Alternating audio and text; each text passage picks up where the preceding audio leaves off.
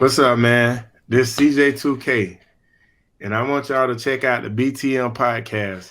I'm on here talking about some of my best years, some of the new era running backs, and all the things that I got going on post-career. Like I say, check out BTM Podcast. Let's go behind the mask.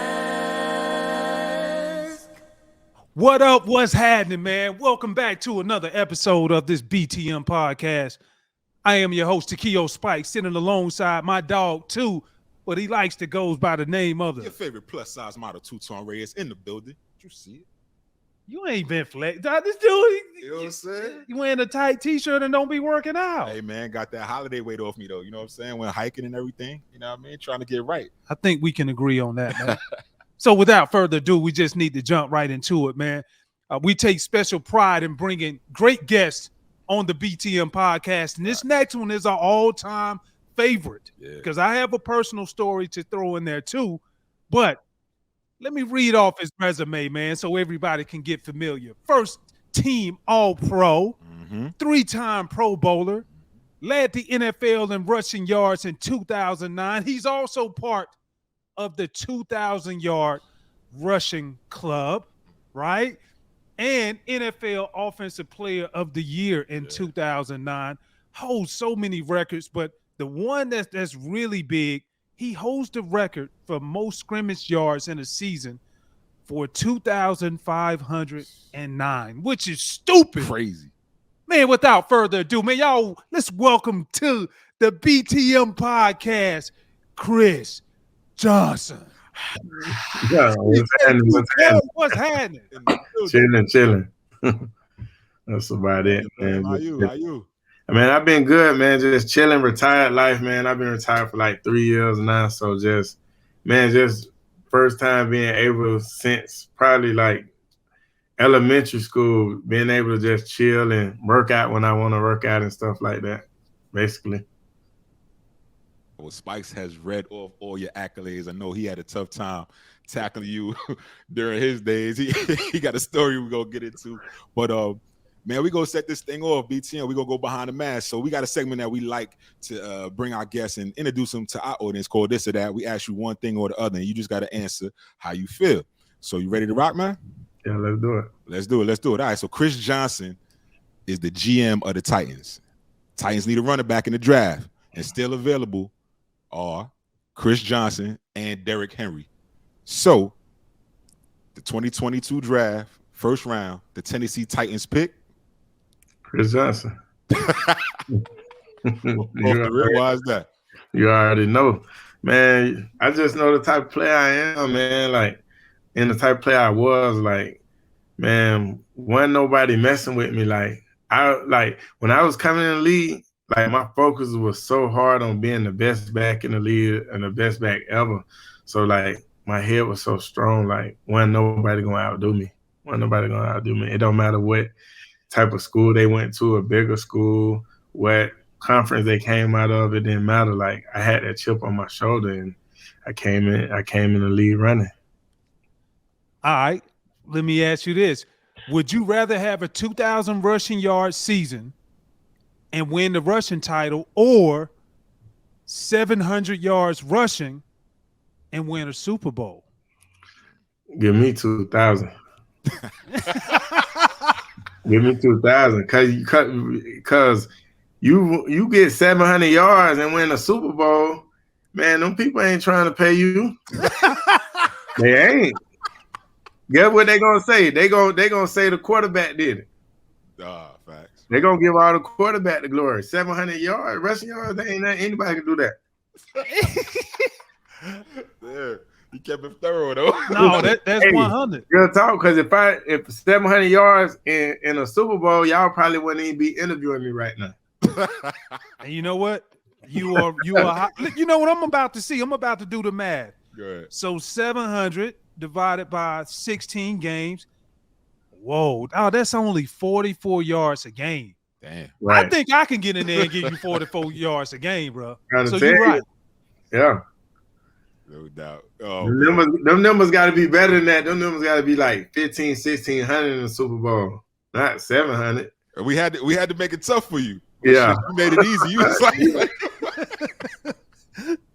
oh man. So check it. You actually raced a cheetah before. So this or that, like a real live cheetah, right? So this or that. Who would win in a race? Prime CJ 2K or the cheetah Tyreek Hill? 2K, man. 2K is easy.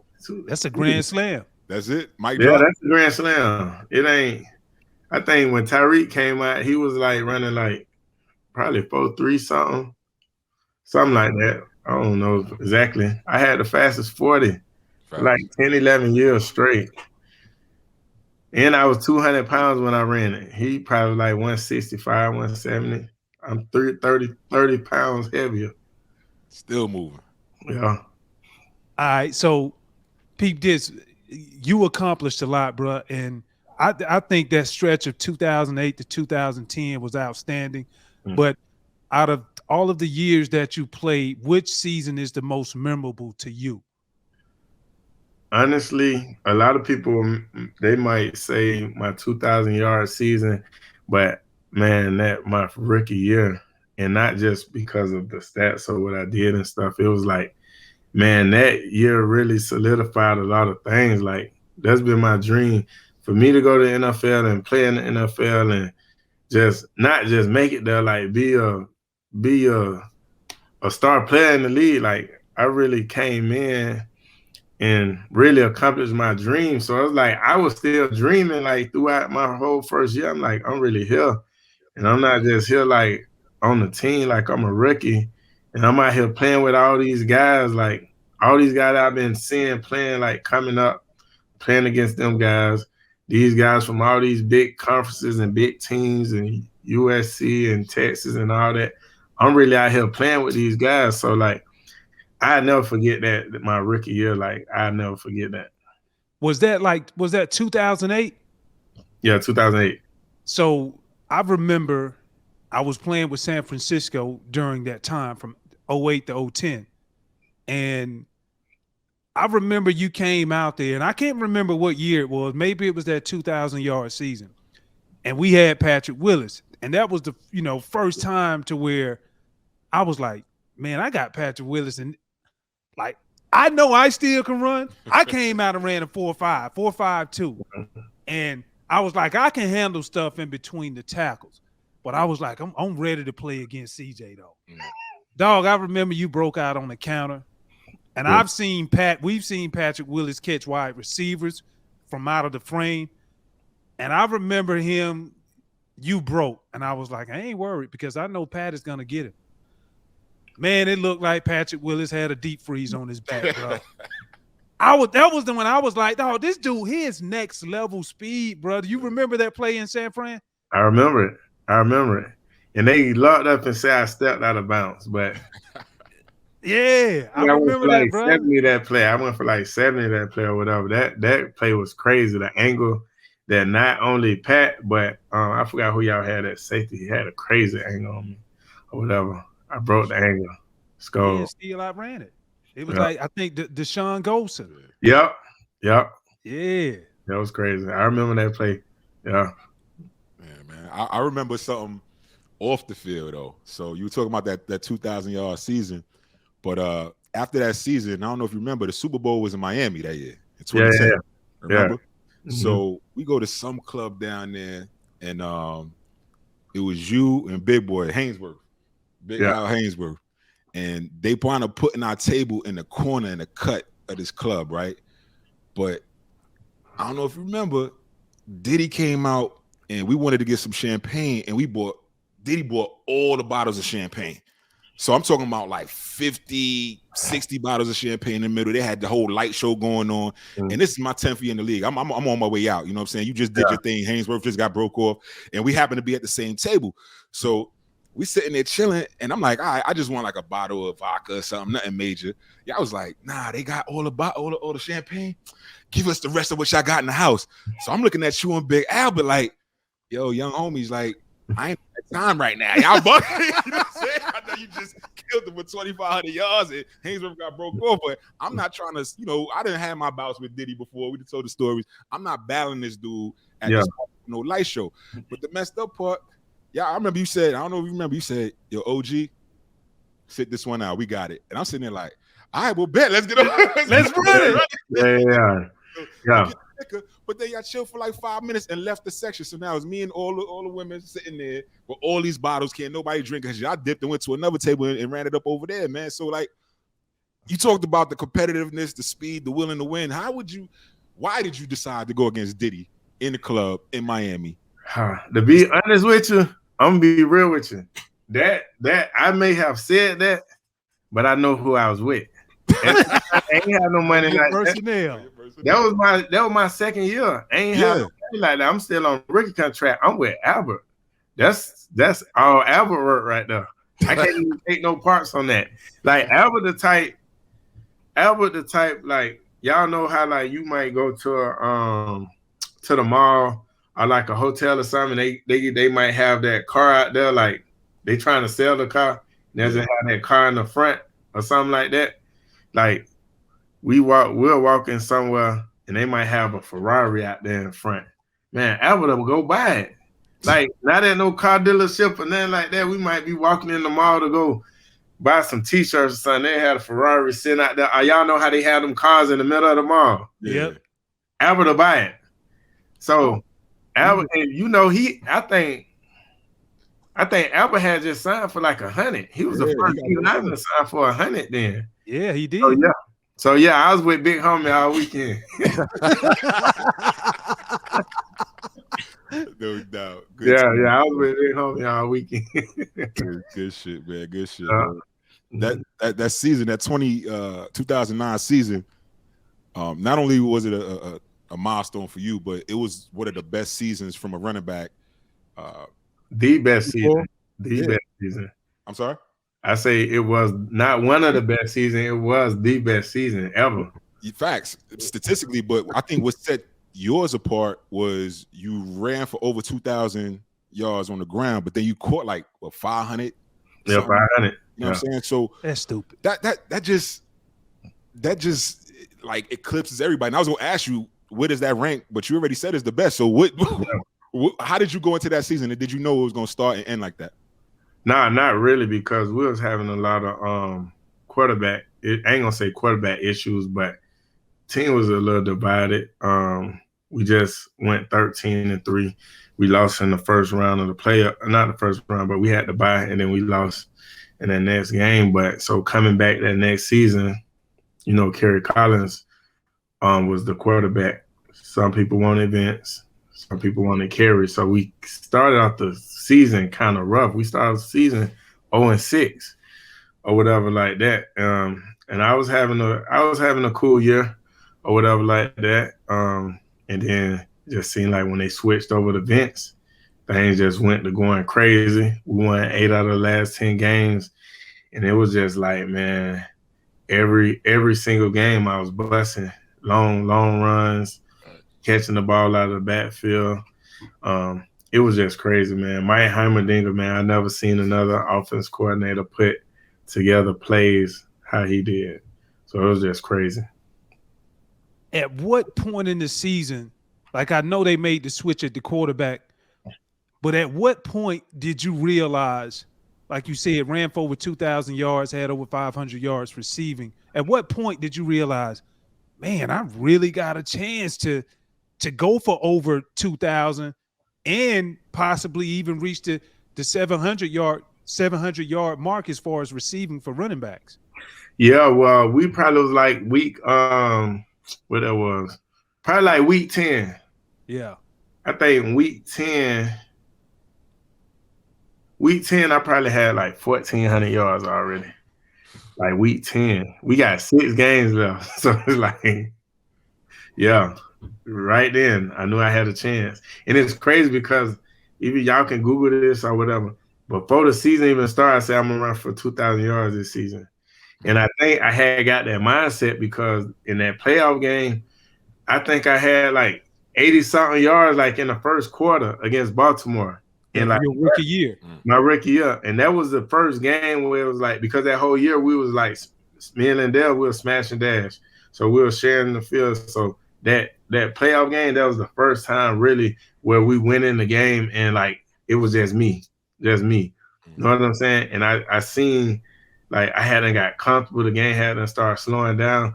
So it was like I see how it is. Like, you know what I'm saying? So when that happened, I'm like, okay, I know next year is gonna be a little slower for me.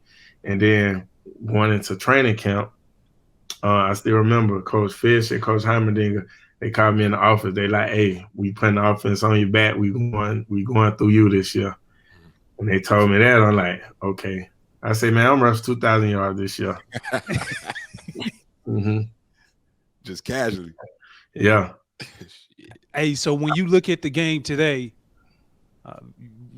we have it's some premier backs in the game, but do you see any with the ability to have those type of numbers outside of, your little bruh up at Tennessee? Yeah, outside of Derrick, I can see Dalvin Cook doing it if he stay healthy. Who else?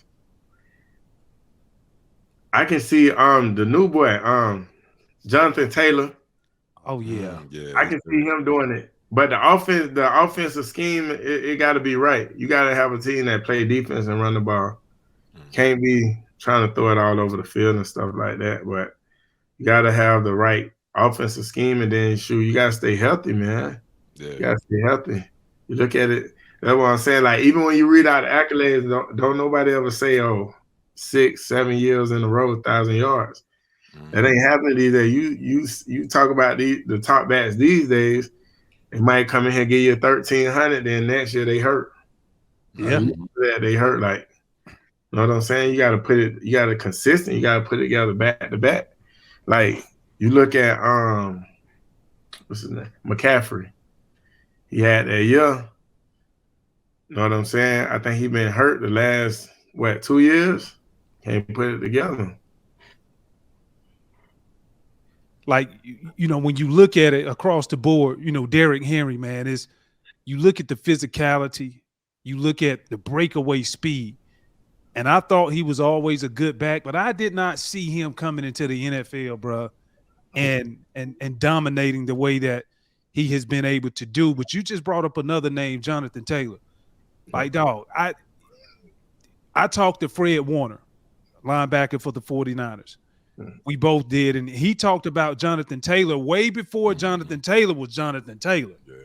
So when you look at his game, man, what makes him so good, bro, when you watch him play? Man, because he able to help in the passing game, go out there and catch the ball. And he just a patient runner. He a patient runner. He got speed to him, and he tough in between them tackles. He can break them tackles. He can hit the home run. You know what I'm saying? That's anytime I'm looking at a back, and I put them on a measuring stick to see if they're a good back or if they can, rush for them 2,000 yards and stuff like that. Like, you're not going to get a back like just a fast back that come in the game that just you run him on the outside and he just outrun everybody all the time. You'll never get 2,000 yards like that or be one of the best backs in the league like that. You got to have to run in between them tackles, run outside tackles, not only break tackles. You got to have breakaway speed. So when you do get out there in the secondary and do break that run, you got to be able to take it to the house. That's the only way it's going to happen.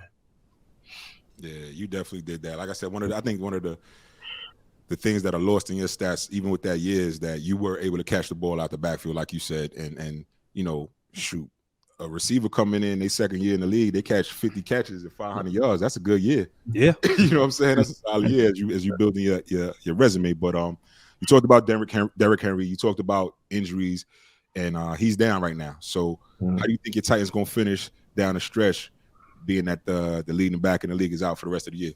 Well, our schedule favors us.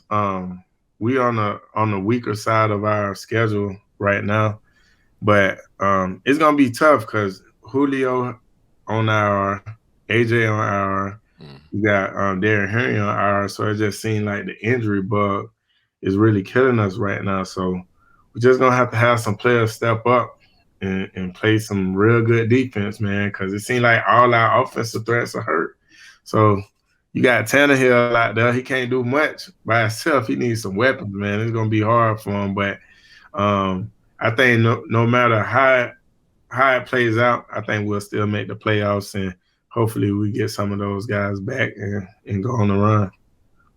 All right, so now Chris, man, we gonna talk to you about this now. You threw a little slight flex earlier talking about that 4.240 that you had, bro. We don't think we ain't catch that. You know what I'm saying? So now though, a little bit older, if you had to get out there and run a 40 today, what would you run? Do I get the train or I'm just out there right now? What do you think? We let you train. We give you good six? Yeah, we give you 6 months? No, not 6 months. He's coming off the couch. 6 months, yeah. Give me 6 months. If you give me 6 months, I'll probably run like a 4.29. Man, come on, dog. Yeah, I ain't buying that one. You would bet MGM only 40 yards. I think I'm buying that one, bro. It's only 40 yards. Yeah, but them muscles, man, them muscles tighten up after a couple years, bro. Yeah, that's why I'm getting 6 months to train. All right, so I like that. So we had T.O. on the podcast, and he talked about, he was like, Spikes in 2, I still be able to give it to him. I only need like a few months to train. And so I'm gonna ask you this, because he takes great pride, and you know, T.O. always, it's hard for him to keep a shirt on when he's working out. So if you and him are able to race with the amount of time that we give you to train, who you like in this race, CJ? You serious? Come on, man. You can't be serious. T.O.? I dust T.O. You know this. You know he gonna see this now. I dust him. You know how they doing the new celebrity boxing with all the this and that and putting it on pay-per-view and all that? Set it up. Well, maybe we might need to set this up, have it a behind the mask production over here. Set it up. I think we'll do that, yo. Yeah, let's do that. We're gonna schedule that for 2022. Cause you talking tough, man. We gonna see, man. And T.O. won't beat me. I don't even gotta train. Like, we go out there right now, and I know he train more than I train. I don't even train the same way. Like, I do cardio and stuff, and I just started back lifting and stuff. But nah, T.O. won't beat me. No way. All right, I'm with you, yo. Check it. So with T.O. like 50? T.O. 50? Yeah, T.O. 50. Yeah. Is he 50? He's like 48. He's 48. He's 48, but I guess you're saying that's close enough to 50 to consider him 50. Yeah, T.O. 50, man. Ain't no way. Man, he's crazy. Oh man. So fast forward, bro. I see you got your twin sons playing ball, man. How was that? And how'd you let them get into the game? Man, it's kind of good now. Like, when I was playing, I never really had the time to really invest in them as far as like time and getting them together, because I was so focused on my own career and stuff like that. And not only that, I didn't want them to start playing as early, you know, with all the concussions and stuff like that. So this year they kind of probably like their second year playing or whatever. They doing pretty good. Like, it's kind of hard for me because my expectations is so high, and like, I want them to be better. I don't know if this is gonna make sense, but it makes sense to me. I want them to be better, like, faster than it's coming along. Know what I'm saying? Like, I know it's gonna take time, but I want them to be good, like, right now. Know what I'm saying? But that's how we are. That's how we're built. Yeah. But you know, it takes time. So, you know, they going through the groans and pain and stuff like that. But they getting better and better. They ain't where I want them to be right now, but I see it. It's coming.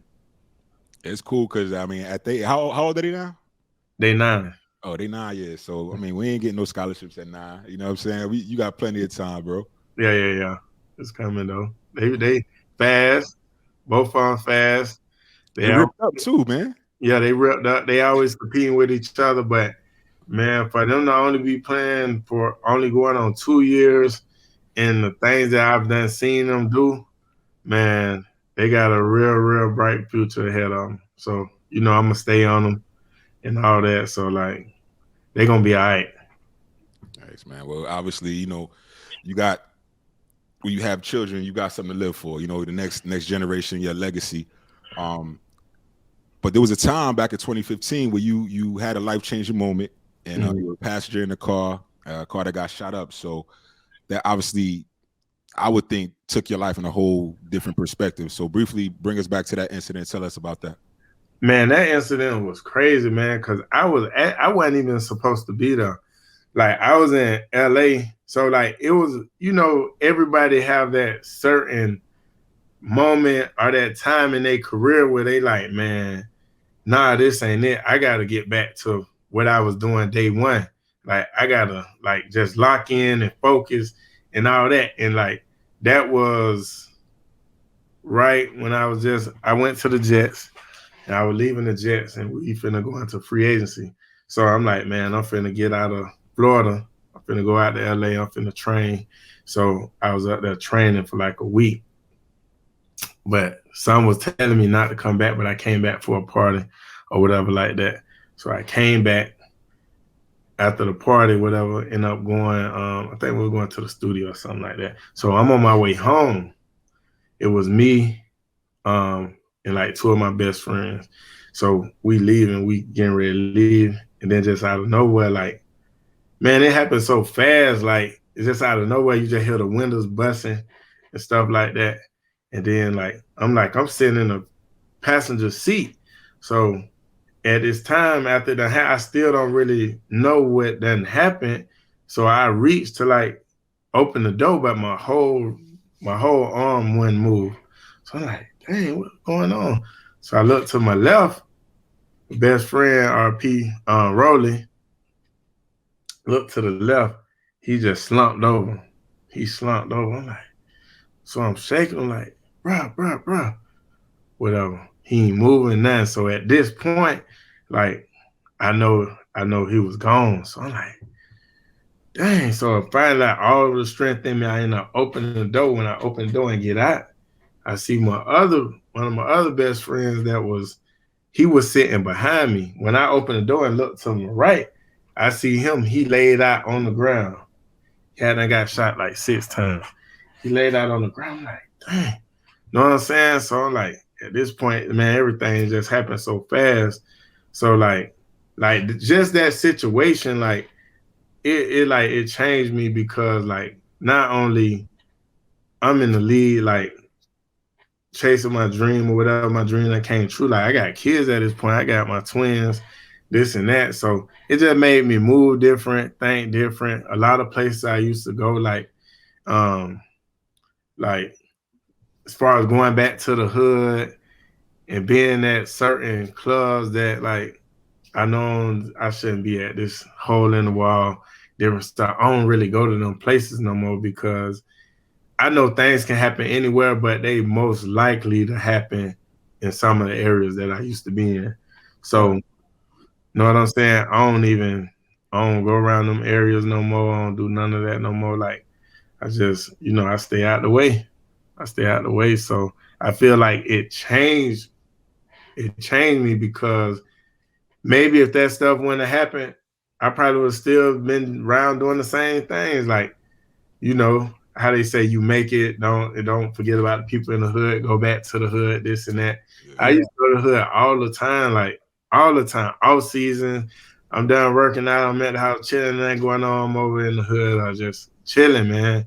But like after that situation, like, nah, I don't do none of that no more, you know what I'm saying? So like, yeah, it changed me in a big way. Like, I moved different. I don't do a lot of stuff I used to do and stuff like that. Like, I got kids, man. I got to survive for them or whatever. So basically, long story short. Yeah, and you talk about the perspective, and you mentioned that earlier, and you say you just got to move differently, and you talked about your twins, your two boys. And just from that perspective of you mentioning earlier, what did it do for you to change the mindset with always moving forward, with them, keeping them in mind? How did it change your perspective moving forward? And what are some of the things that you do to ensure that they don't have to go through some of the same things that you went through? Me being that I'm blessed and stuff like that, my dream able to come true, and I'm able to provide for them different and stuff, make them grow up better, put them in better situations. Always have them in something, some type of sports or something, just keeping them busy. You know what I'm saying? Not just having them like running around the neighborhood or just like, because a lot of times, like especially these younger kids and stuff like that, they get into things because they're bored. They don't have nothing going on. They don't have nothing to do. So I sit down, I talk to my kids all the time, any situation, stuff like that. Like I just let them know, like whatever it is, like you can come to me, you can talk to me, you can tell me. Only thing I don't accept, like I don't accept lying. Don't lie to me. Tell me, like, because I'm the only one can help you in any situation. Tell me the truth or whatever, because kids gonna be kids. They're gonna get in trouble. They're gonna do things. You just gotta let them understand. So only way really like I try to help them is like just always keep them involved in something, some type of sports, keep them busy, stuff like that. And just let them know, don't let their friends influence them to do things at the end of the day. You talking about staying busy. Obviously, you got your twins. You have a daughter as well, right? Yeah. So aside from the kids and the family life, what else keeps Chris Johnson busy these days? With businesses, what type of things are you pursuing? Well, I got a coffee shop that I just opened. We've been open for like 5 months. So a lot of my focus and energy has been like straight that, like it being my first business, I never knew it took as much work and focus and stuff like that. It's a lot goes into it. So like when it first started, I used to go in, used to prep the food here and there and stuff like that. But like my main focus, what I do now as far as the help the business stuff, because I have a GM who run really the daily operations, I be doing different stuff, trying to like come up with different things to get people in the door, like different marketing schemes and like all types of different stuff. Like I just be every day thinking of different things, doing this event or doing this type of event at the shop to just get people in the door and stuff like that. Like when I first opened, it started off a little slow, but like it's just seemed like every month it's picking up more and more and more. So hopefully by the time I get to a year, is where I want it to be, and then I'll start working on opening up the second location. Well, you got to give us the name of the coffee shop, bro, because I like that good old Joe now. I need to find. Yeah, it's Just Love Coffee. It's a franchise, so the one down here is Just Love Clearmont. Man, you go on the Instagram page. The Instagram name is Just Love Clearmont as well. The website www.justloveclearmont.com. Anything, you go on there. We got merchandise, all that. Even if you're not in Orlando and you want to get, I got a special blend of coffee that I sell that has my story on it. It have my personalized bag, my signature on it. I got my bobbleheads in there. Any type of coffee you want from the shop, any shirt, any hoodie, any of that. Even if you don't live in Orlando, all you have to do is go to the website. The number is on there. You call the store, put your order in, and we will get your order together and we'll ship it out to you. So just because you're in Orlando, you still can get the coffee bags, any merchandise, any coffee mug, all that. We do our own shipping. We'll ship it to you and everything. So. And it has a charitable component to it as well, correct? Yeah. So for not any other coffee, but just for my special blend, my bobbleheads and stuff, if you buy that, we donate some of the proceeds to my foundation, which is the Chris Johnson 28 Foundation. In that foundation, we help at-risk kids. We do a whole bunch of different events as far as we do Christmas, where we go door to door and give Christmases to families that don't have no Christmas. We do turkey drive. We do bike giveaways. We do shoe giveaways, back to school. We do all types of stuff, all of that stuff. So when I finished playing football, I wanted to get into something where I can continue that. So me getting into this, it helps me continue to do those things. Man, you doing it all, bro. And salute to that. And then man, I went on your IG page and I saw you inked the deal with BetMGM as well. Yeah. What's that about? Yeah, that was big. That deal, I was kind of like surprised. We know. I was surprised about that deal. I'm like, what? Bet MG? I'm like, it don't really make sense. Like, I'm talking to my marketing guy. He was like, well, it just opened up in Tennessee or whatever, and like, you the perfect guy for it because, like, I'm pretty sure if you could do players that was playing, they probably gave it to Derrick Henry.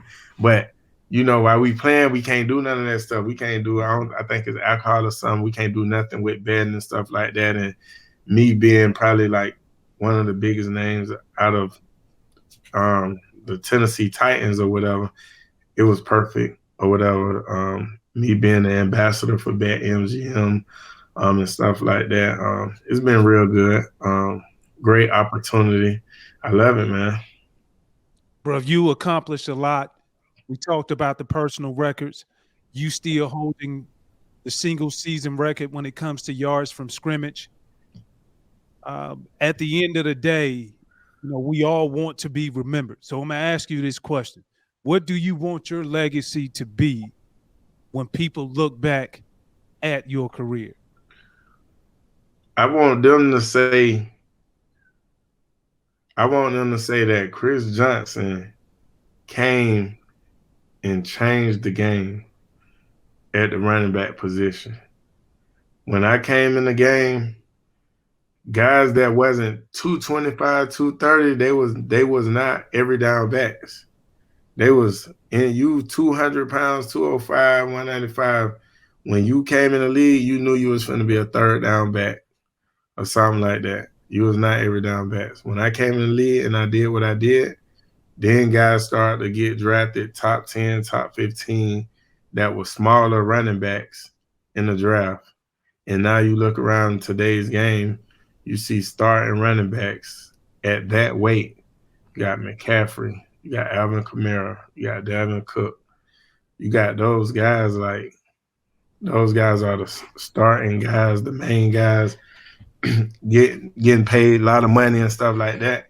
That wasn't happening before me. So when people think of me, I want them to know, like, I was the guy to come in and I changed the game.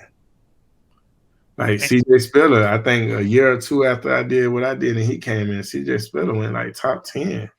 Yep. And this was a time to where, to your point, they had devalued the running back position so much to where fans always thought, well, the only way that you can run the football, you got to have two quality backs. Right. And if you're not 220 plus pounds, you're not the back that's going to carry the team and get the sole load of the reps every week. So, bro, like, to that point, like, I can dig it. And your word that you speak, you really can stand on, because it's really a testament to look at not so much what came before you, which you highlighted, but what came after you. And everybody had to fit that trend because they was trying to find the next CJ2K, bro. So yeah, absolutely. Because even when I came out in the draft, I was the fifth. I went in the first round, but I was the fifth running back. They took McFadden. McFadden was like 220. They took Stewart. Stewart was like 240, 235. They took Mendenhall. He was like 230, 235. Took Felix Jones. Felix Jones like 215. Know what I'm saying? I was 200 pounds with a 4.24, and I still was the fifth running back to come off the board. But even then, when I was being drafted, like, if I would have ran a 4.24, I probably wouldn't have went first round. Know what I'm saying? But that speed took it to where too many teams couldn't pass me. But even then, you got four guys that I still say to this day, no matter what, them guys weren't better than me. You look at the film, you look at everything that I did up until draft, none of them guys was better than me. None of them guys was faster than me. Only thing they had on me was they was 225, which was the NFL running back prototype, and they went to a bigger school. Like, even me coming out of high school, going to college, all that, people try to get me to switch position and stuff like that. I was like, shit, you'll never be an NFL running back. You ain't weigh enough. Know what I'm saying? So, but I'm like, no, I'm playing running back. I stuck to it. I went to the NFL and I did what I did. I came out my rookie year, wrestled 1,300 yards. and then came back and rushed 2,000 yards, and then all of a sudden, after that, now it don't matter how big you is at running back. You go high first round, you could be the every down back, you can do all that. So when it comes to when you say what I want to be known as, I want to be known as that player who changed the game. You definitely did, man. We know it's a copycat league, so to your point, other teams started drafting similar style backs to you, but one thing they can't copycat is your realness and your authenticity, bro. So we definitely appreciate you coming on the Behind the Mask podcast. If we could ever do anything, you know what I'm saying? We ain't as fast as you, slow feet don't eat. But we can do everything for you, bro. Let us know, man. Definitely appreciate you, man. Appreciate for having me, man.